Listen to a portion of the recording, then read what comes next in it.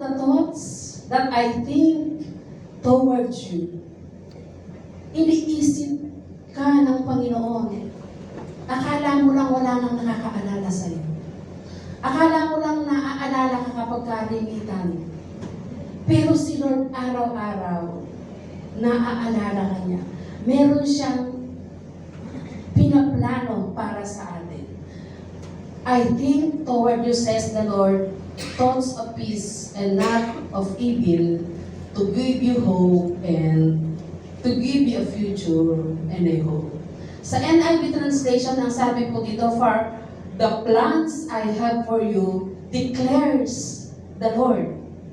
Plans to prosper you and not to harm you, plans to give you hope and a future.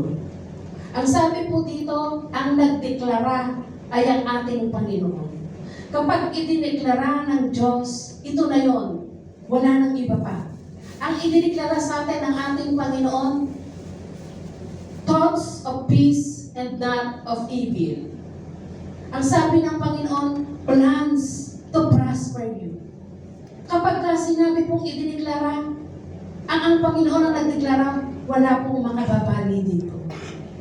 Kapag sinabing ito ang mandato, ito ang mandato, walang makababali dito. Kapag idineklarang holiday, kahit anong mangyari, kahit ayaw ni Amo mag-holiday ka, idineclare na holiday. Ganyan ang pangako ng ating Panginoon. Ang Diyos ang nagdeklara, ang idineklara niya sa iyo ay ano? Isang planong magdudulot ng kinabukasan, punong-puno ng pag-asa. Punong-puno. So, ibig sabihin, walang puwang ang discouragement. Walang puwang ang kabiguan.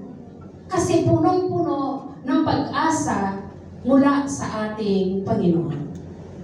But somehow, bakit ganito ang nangyayari? Parang hindi naman to yun. Yung present situation natin ngayon, bakit parang hindi maganda? Parang hindi ito yung inaasam ko mula sa ating Panginoon. Parang baligtad. Parang baligtad yata. Ano po? Hindi ito yung mga ninais natin, hindi ito yung plano natin. Kasi nga, yung plano naman ni Lord, hindi naman yung plano natin. Parang hindi. Pero bakit nangyayari ito? Ano po? Pero mga kapatid ko, huwag nating pagdududahan o let us not doubt the word of the Lord. Sapagkat mapangyayari niya ano man ang nais niyang mapangyayari. Amen. Kaya niyang pabuhusin yung ulan sa magandang panahon.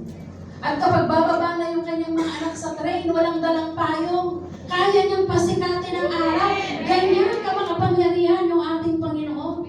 Na kahit anong sitwasyon meron tayo, kayang-kayang baguhin ang ating Panginoon. Let us always remember that we are planted. Hindi tayo inilibing para limutin, para mabulok, para masipayo, para mabigo. Sapagkat tayo ay dinala ng Panginoon dito. Kasama ng kanyang plano. God planted us here. Bagamat merong mga pagsubok, merong mga suliranin, huwag po tayong masisipayo. Maybe sa kalagayan po natin ngayon, sa umagang ito, some of us ay parang hindi ito planted Parang hindi ako papayabong parang hindi ako papalago. Paki-click.